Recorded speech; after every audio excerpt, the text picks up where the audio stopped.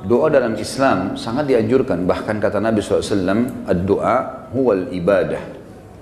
Doa itu sebenarnya inti daripada ibadah. Sebagian ulama mengatakan, kalau diitlakkan doa, maka berarti semua aktivitas ibadah masuk di dalamnya. Makanya contoh misal, definisi daripada sholat, secara etimologi adalah doa. Karena memang isinya doa. Pada saat sedang puasa kita disuruh perbanyak doa, bahkan dijanjikan mustajab doa. Kita melakukan aktivitas apa saja, keluar rumah, masuk rumah, mau makan, habis makan, mau keluar masuk kamar mandi, keluar kamar mandi. Mengenakan pakaian, membuka pakaian, apa saja ada doanya. Dan doa dijadikan senjata bagi orang-orang beriman oleh Sang Pencipta Allah. Sebagaimana sabda Nabi SAW, ad-doa silahul mu'min. Doa adalah senjatanya orang-orang beriman. Hadis ini masih diperselisihkan para ulama, tetapi memang dijadikan sebagai gambaran oleh para ulama yang lainnya tentang masalah bab doa, karena dia hanya dukungan, dia bukan menjadi sebuah intisari daripada bahasan itu. Artinya orang mukmin bisa berdoa kepada Allah sehingga menjadi senjata bagi dia untuk menolongnya dalam segala masalah yang sedang dihadapi. Kita dianjurkan teman-teman sekalian agar selalu doa, dan doa adalah munajat atau curhat, menyampaikan hajat kepada Sang Pencipta, dan tidak boleh lepas. Saya sudah sering ulangi dan saya ulangi lagi sekarang. Doa ini jadikan sebagai rutinitas kita. Dan tidak ada aktivitas kecuali diikuti dengan doa. Sampai pada tingkat antum mau masuk ke satu tempat, mall, mau beli baju, minta sama Allah parkiran. Minta sama Allah dimudahkan maksud saya. Ya Allah mudahin saya dapat parkiran ini. Ya Allah mudahin saya membeli baju itu. Ya Allah mudahin saya masuk ke restoran untuk makan makanan itu.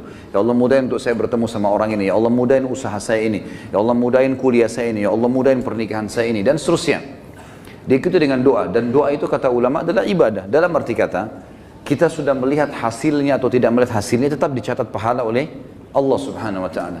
Kalau masih ingat sebuah athar yang saya sebutkan, orang-orang yang rutin berdoa di dunia selalu menyampaikan hajat-hajatnya kepada Allah Subhanahu wa ta'ala. Dia lihat hasilnya atau tidak lihat hasilnya. Maka orang-orang seperti ini yang belum melihat hasil dari doanya, seakan-akan bagi dia mungkin belum diijabah, maka dalam sebuah riwayat dikatakan akan datang orang-orang seperti ini hari kiamat diberikan pahala bergunung-gunung. Lalu mereka kaget, pahala dari mana ini? Bertanya pada para malaikat. Lalu para malaikat berkata, ini adalah pahala doa-doa kalian yang belum kalian dapatkan jawabannya di dunia. Maka pada saat itu mereka semua berharap kalau semua doanya selama di dunia tidak diberikan di dunia, tapi diberikan di akhirat, karena besarnya pahala yang didapatkan. Kita dianjurkan untuk membaca doa-doa positif, dan selalu kita berpikir positif juga pada Allah, itu bersangka baik. Tidak ada doa yang dimulai teman-teman sekalian, baik dengan Rabbana, wahai Tuhanku dan penciptaku, atau Allahumma, ya Allah, atau apalah yang kita ucapkan, kecuali pasti sudah ada garis finishnya. Kalau kita sudah mulai start, kita sudah tahu pasti ada finishnya. Tinggal semua jawaban yang Allah kasih kepada kita, semua jawaban yang Allah kasih dari permintaan doa kita, itu mengikuti proses sistem atau sunnatullah yang telah Allah berikan kepada kita. Maksudnya ada prosesnya. Jadi kalau kita berdoa, berarti sudah ada garis finish. Tinggal mungkin seminggu, mungkin sebulan, mungkin setahun. Mungkin ada orang berdoa bertahun-tahun, baru Allah SWT berikan kepada dia. Karena bobot dari permintaannya besar. Maka Allah SWT sesuaikan dengan sunnatullah atau sistem yang dia telah buat dalam kehidupan manusia itu sendiri. Nabi SAW sebaliknya teman-teman melarang kita berdoa, mengucapkan kalimat-kalimat yang berbau permohonan atau permintaan, sadar atau tidak sadar, yang buruk. Kata Nabi SAW dalam hadis Bukhari, janganlah seseorang di antara kalian mengucapkan kalimat doa, permintaan, atau munajat, atau penyampaian sesuatu kepada Sang Pencipta yang buruk, baik buat dirinya, baik buat keluarganya, baik buat hartanya, karena jangan sampai malaikat lewat dan mengiyakannya. Misal orang bertengkar suami istri, kemudian dia mengatakan saya berharap tidak akan bersama-sama kamu lagi. Dia nggak sadar kalimat ini bisa jadi doa, walaupun dia dalam kondisi emosi. Tidak boleh orang, saya pernah sampaikan kalau masalah anak-anak, kamu nakal sekali. Atau mungkin dia ucapkan tentang rumahnya, kendaraannya, sial tempat ini, panas, tidak beruntung tempat ini, atau bahasa apalah.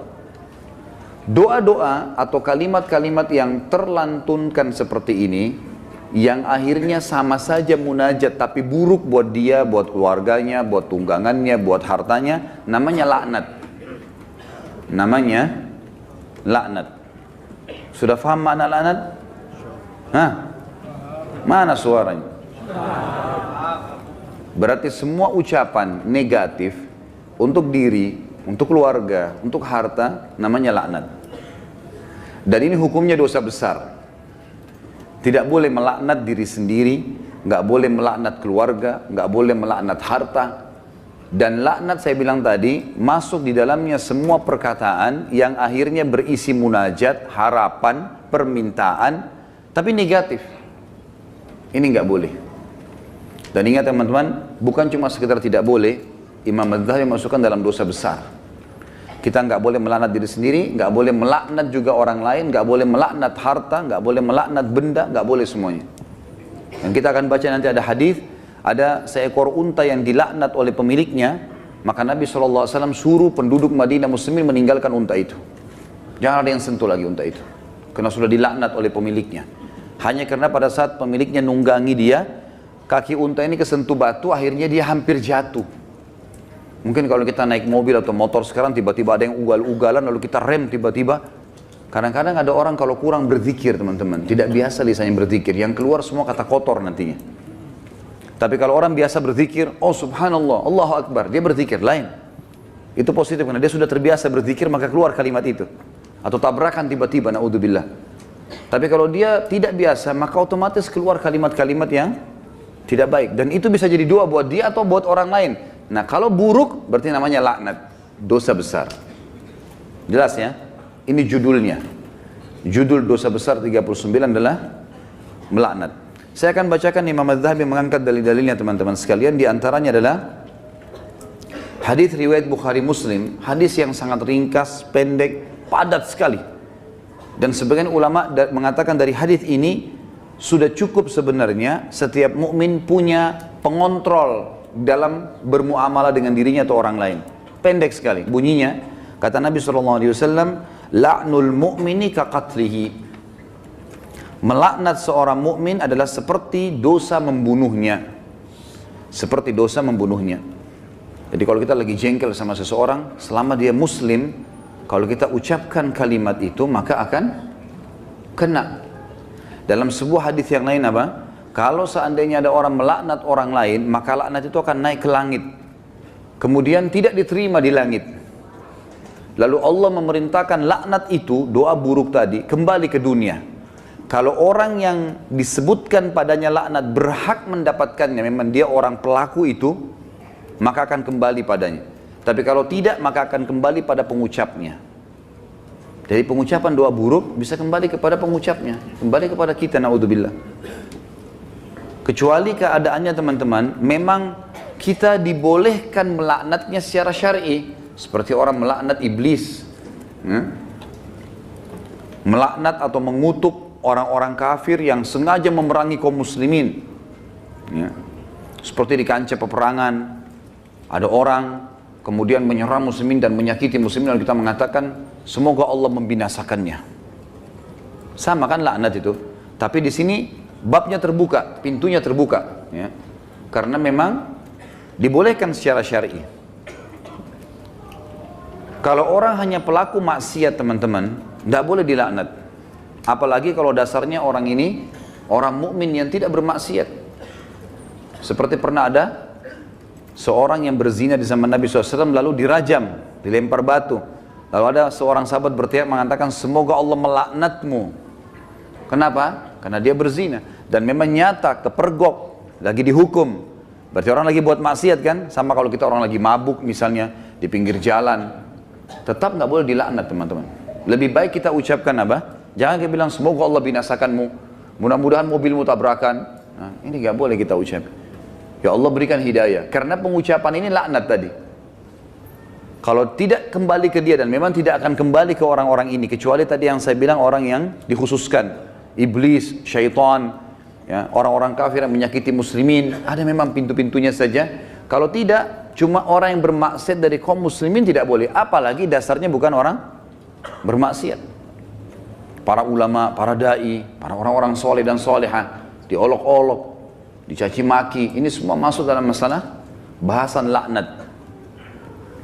Melaknat orang mukmin maka lebih berat atau bahkan sama dengan membunuhnya. Kita tahu membunuh dosa besar. Sebagaimana sudah kita bahas juga di dosa besar kita yang kedua, masalah membunuh adalah dosa besar dan itu sangat berat. Dan membunuh orang mukmin teman-teman sekalian, itu dalam ayat Al-Quran disebutkan termasuk yang diancam kekal di neraka selain kekafiran, kemunafikan, kemusyrikan, juga dalam membunuh mukmin secara sengaja.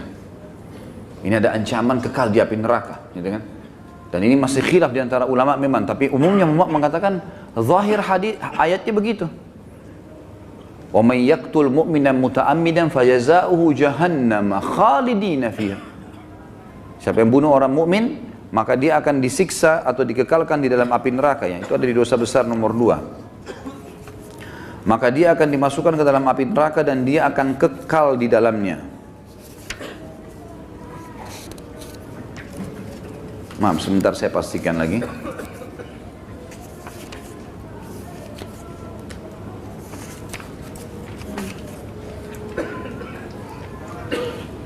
Iya. Ayatnya dalam surah An-Nisa ayat 93, A'udzubillahi minasyaitonirrajim, wa may yaqtul mu'mina muta'ammidan fajazaohu jahannamu khalidan fiha wa ghadiballahu 'alaihi wa la'anahu wa 'adda lahu 'adzaban 'azima. Dan saya beristighfar tadi karena saya salah dalam membaca ayat, tapi ini ayat yang benar, An-Nisa 93, yang artinya barang siapa yang membunuh seorang mukmin dengan sengaja, maka balasannya neraka jahanam dan dia kekal di dalamnya. Dan Allah murka kepadanya dan melaknatnya serta menyediakan azab yang besar baginya. Ya. Sementara melaknat orang mukmin sama dengan membunuhnya. Hadis yang kedua, tadi hadis Bukhari Muslim, hadis yang kedua riwayat Imam Bukhari dan juga Imam Muslim menyebutkannya. Kata baginda Nabi SAW, sibabul muslimi fusuqun wa qitaluhu kufur.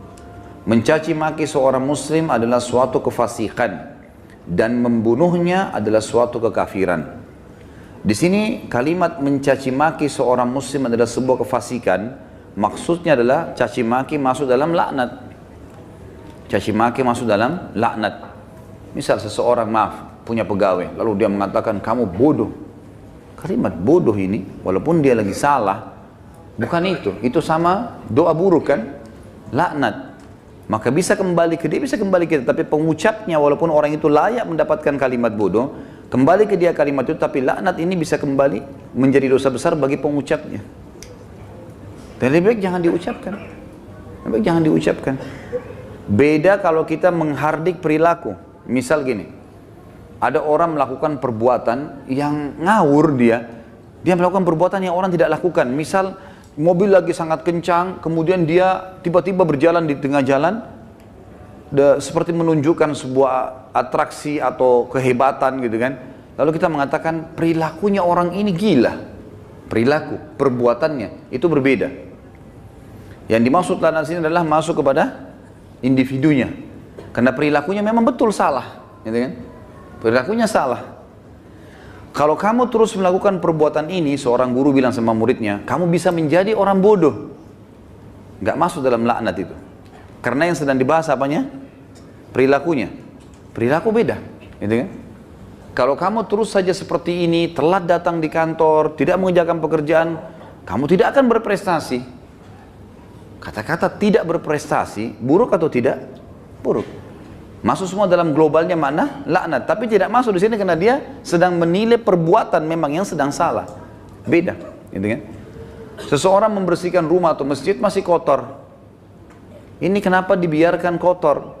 Kalau begini nanti orang akan menilai kamu buruk. Menilai perbuatanmu buruk. Bukan laknat itu.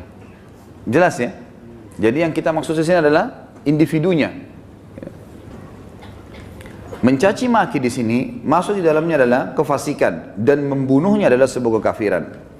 Kemudian dalam hadis Muslim dari Rasulullah SAW bahwasanya beliau bersabda di dalam hadis yang diriwayatkan Imam Muslim juga, la yakunu la'anu syufa'a wala syuhada yaumal qiyamah.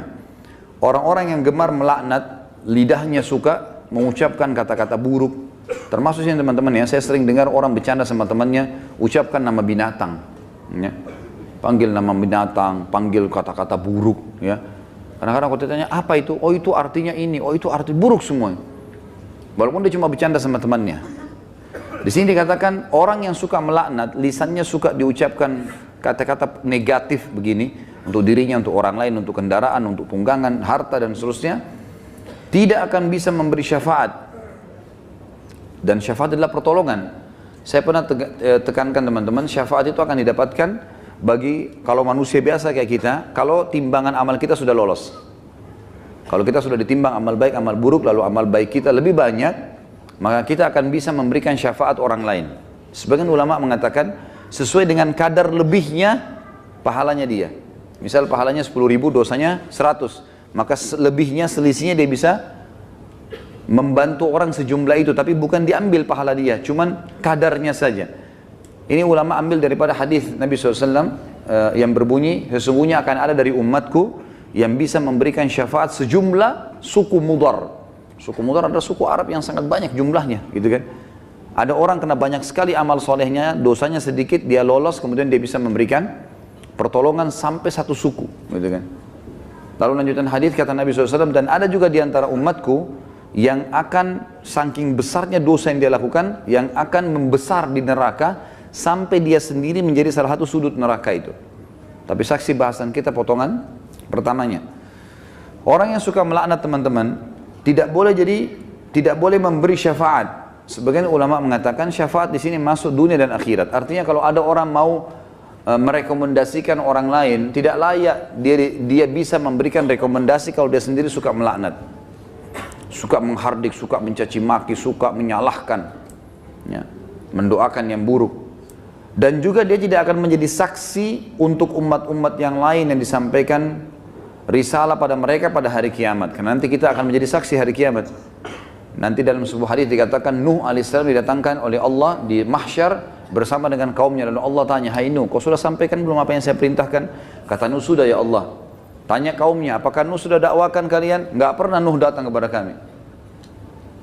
Lalu kata Allah SWT kepada Nuh, siapa saksimu Nuh? Dia bilang Muhammad dan ke umatnya. Dipanggillah Nabi Muhammad SAW dengan kita semua memberikan syafaat. Ya, kita memberikan kesaksian, bahwasanya betul Nabi Nuh sudah menyampaikan dan kami terima dalam Al-Quran dari surah Nuh engkau turunkan ya Allah.